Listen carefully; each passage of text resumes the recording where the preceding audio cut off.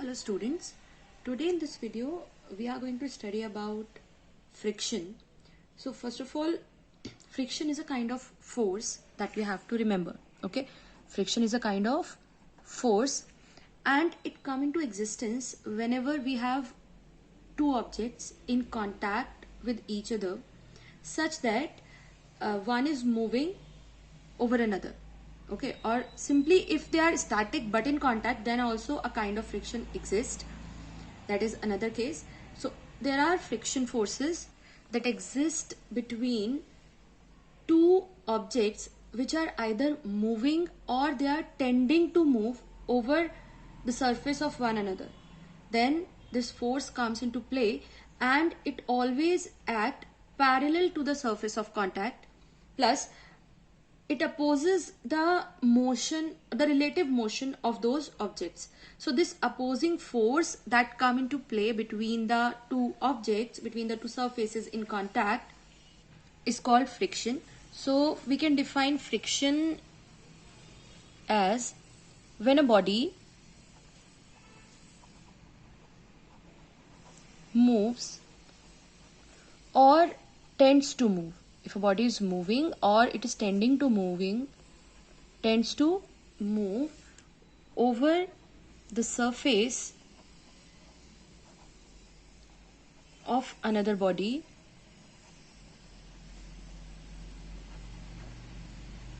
a force come into existence or a force comes into play which act, दो चीजें ध्यान रखनी है, which act first, it is acting or it always acts parallel to the surface of contact. So which act parallel to the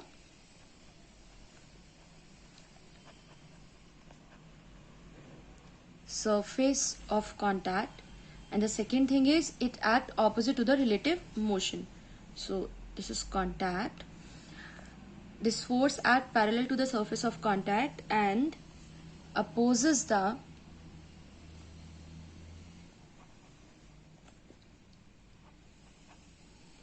relative motion or opposes the relative motion. Then this opposing force which come into play is called friction. For इसको हम diagram से represent कर सकते हैं. So for that, let's take an example of a block placed over a surface. So this is a horizontal surface and a block is placed over it such that it is moving in a direction towards right. So this is the direction of motion.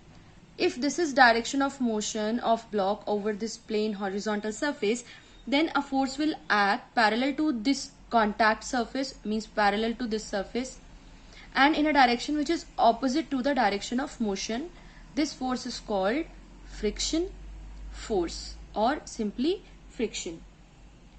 If direction of motion will be towards left, then this force of friction or frictional force will act towards right. So it always opposes the relative motion of the objects, right? Next thing is, what is the origin of this friction? Why it is existing there? So for this, we have to explain it from a diagram. Suppose this case of a block and a plane surface. So we observe it like this. This block is placed over a smooth or a plane surface like this. This is the surface or the bottom surface of block and it is placed like this over this horizontal surface. But actually, if we see it on molecular scale, they will be like this. They appear like this. Because molecules are spherical, so they are not in contact at all the places but at certain points. So there is a difference between apparent area of contact and actual area of contact, and this actual area of contact is much smaller than the apparent area of contact. So हमें दिखता है कि पूरा surface contact में है, but it is not like that. ऐसा नहीं होता है. The actual area that is in contact is much lesser than the apparent area of contact, and this is because the molecules that we have on the surface are spherical, so they touch each other at certain point. There are surface irregularities, right? And we can see them at microscopic level by using a powerful microscope. So if we talk about these point of contacts, then pressure at the point of contact is very large and molecular bonds are formed at these points.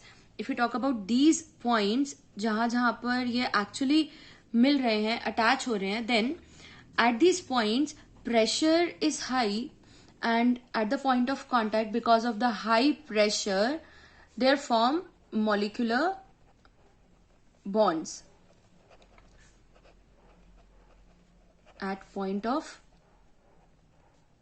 contacts. Now since there are bonds, so whenever these bodies move over each other, or when one body is pulled over the other, these bonds break and the material is deformed, and then their positions are changed, so new bonds are formed.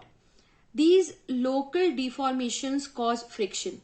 These local deformations cause vibrations, waves into the body, and these vibrations, because of these vibrations, some energy appear as heat, and hence a force is needed to start or maintain the motion. And it seems like that an opposing force is acting there, and we call that force is as friction. So basically we can say that this force of friction is because of the atomic or molecular forces of attraction between the two surfaces at the points of actual contact. These points of contact where the surface is actually meeting. So at the point of actual contact there are molecular bonds. So because of this there exists a force of friction, or some energy is needed to maintain the motion. Or we can say that the origin of force of friction is because of atomic or molecular forces of attraction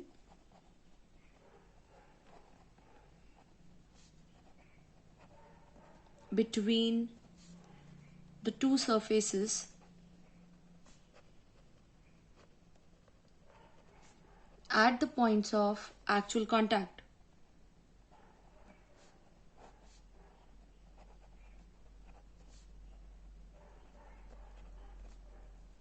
Now let's move to the types of friction. So there are mainly three types of friction. We divided into three categories: static friction, limiting friction, and dynamic or kinetic friction.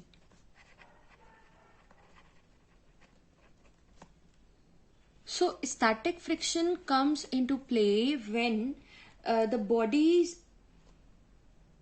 are not actually moving, or we can say that the force of friction between two bodies before one body actually starts moving over the other is called static friction.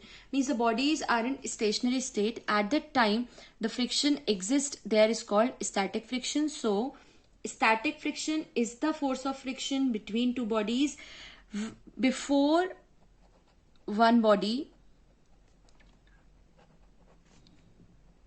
actually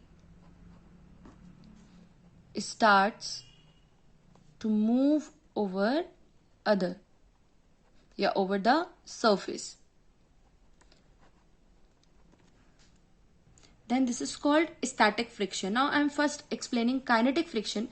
So kinetic friction is when the force of friction comes into play between two bodies when one body is in a state of steady motion over the surface of another body. Then it is called either kinetic, or we can also call it as dynamic, because it is because of the motion or during the motion.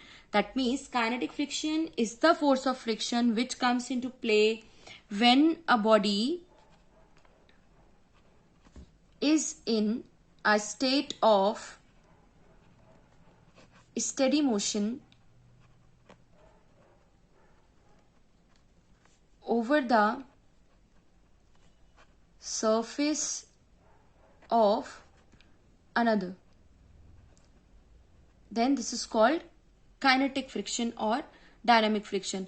Now come to limiting friction. So limiting friction is actually a limiting case of static friction. Means the body were in stationary state, we were applying some force, but the object was not moving. However, an opposing force of friction is acting on that object in a direction opposite to the force that we were applying. So if there is an object or a block placed like this over a surface, we are applying force like this, means we are pushing it here, then a force of friction act opposite to that, and if this object is not moving because of the force that we are applying, then in that case we call it as static friction. Now if we increase the value of this force of friction, capital F, the value of friction also changes, right? And this value of friction, static friction, increases, and at a certain point, at a certain value, this block just starts to move or tends to move, right? There is a limiting point or the limiting value of static friction for which this object just starts to move. Then in that situation, that maximum value of static friction, because uske baad this friction will be called as kinetic friction. When the object start moving, it will become kinetic friction. When it is in stationary state, it is static friction. But during the transition, the moment when this object just starts to move, at that time this static friction has its maximum value. That maximum value of static friction is called limiting friction. So we can say that limiting friction is the maximum static force, and it comes into play when a body just starts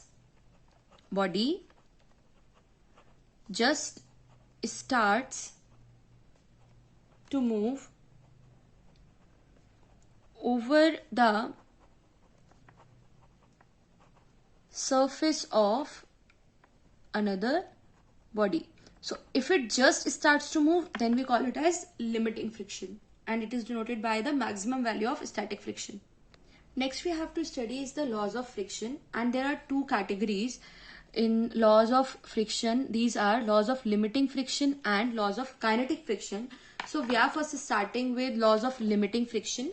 So there are four main points in it. There are four laws that we get from experimental studies about limiting friction. The first thing, or the first law, we can call it as first law of limiting friction, is it depends on the nature of surfaces in contact and their state of polish, right? So first law of limiting friction is that this limiting friction, or I'm writing it as it here, it is limiting friction here. So the limiting friction, or it depends on the surfaces in contact and their state of polish, which type of polish they have, how cleanly they are polished, how smooth they are. So it all depends on the limiting friction, depends on all these factors. So their state of polish. This is the first law of limiting friction. Second thing about limiting friction is it acts tangential to the two surfaces in contact and in a direction opposite to the direction of motion of the body. So it acts, first thing, it acts tangential to the surfaces in contact, and second thing, opposite in a direction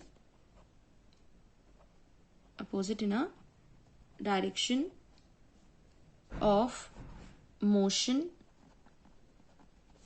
of body, opposite to that of the direction of motion of a body. This is the second law. Now third law of limiting friction is that its value is independent of area of surface in contact as long as the normal reaction remains the same. If normal reaction is not changing, at that time the value of limiting friction doesn't depend on the area of surface in contact. So it is independent of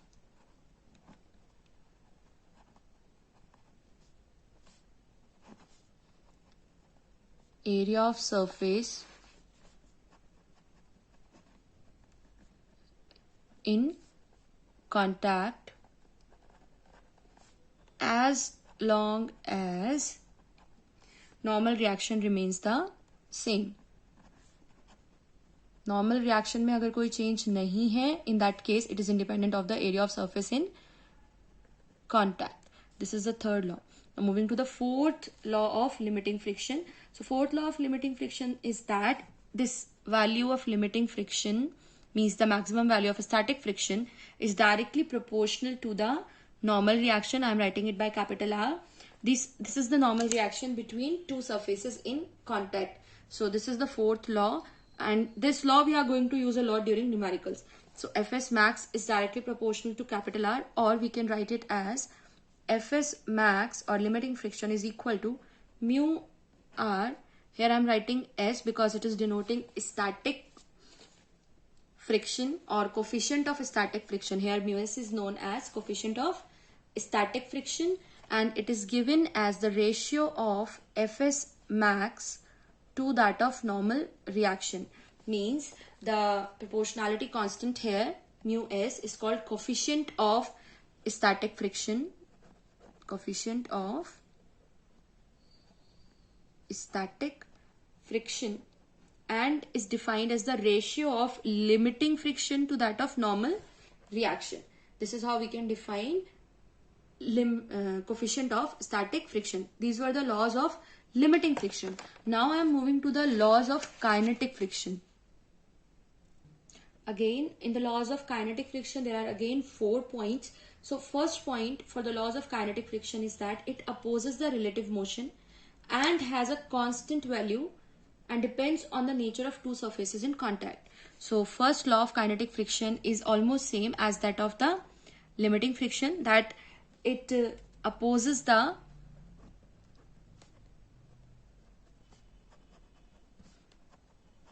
relative motion. It opposes the relative motion and has a constant value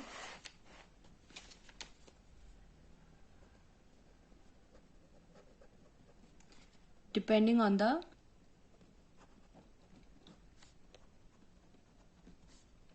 nature of two surfaces those are in contact. This is the first point.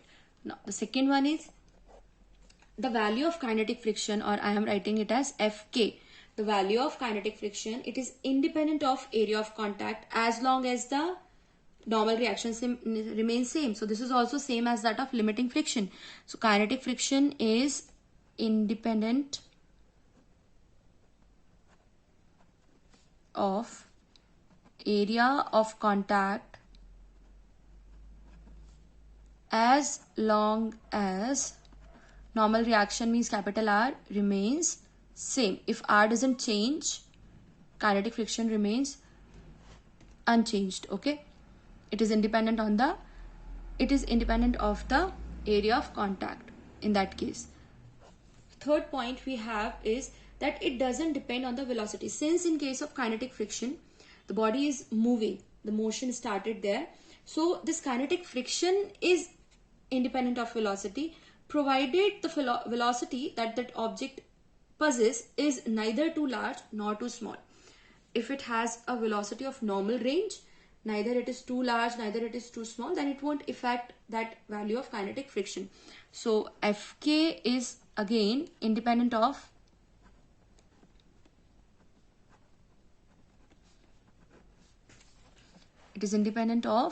velocity, provided velocity v is neither too small nor too large. Right? This is the third point. This one is different from the laws of static friction or limiting friction. This is the new point. Now moving to the fourth one. The value of kinetic friction is directly proportional to the normal reaction between the two surfaces. This is again similar to that of the laws of limiting friction. So here the value of kinetic friction is directly proportional to the normal reaction between the two surfaces, or we can write it as Fk is equal to mu kr. Now this time this mu k or proportionality constant denote the coefficient of kinetic friction. At mu s during the static case we call it as coefficient of static friction. Now it is coefficient of kinetic friction, and it is defined as the ratio of kinetic friction to that of the normal reaction. So it is defined as Fk upon R. Now Fk is during the motion and Fs is the limiting case or the maximum value of static friction. So if a body is in moving state, that means the force we were applying has overcome the friction or opposing force. Only that's why it is moving. So this shows that the value of Fk, kinetic friction, is less than the maximum value of static friction. Means the maximum value of static friction is more than the kinetic friction, or we can write here mu kr is less than mu sr. Since r is same, so this implies mu k is less than mu s. That means the coefficient of kinetic friction is always less than the coefficient of static friction. So this was about the friction forces, their types, major two types, and their laws of friction. The major two types are static and kinetic, and limiting friction is the limiting case of static friction, in which we have the value of maximum static friction. Alright, so this was all about the friction. In next video we will be studying about the angles that act during this whole process of friction, means angle of friction, angle of repose, and further topics. So for that, stay tuned and keep studying. Thank you.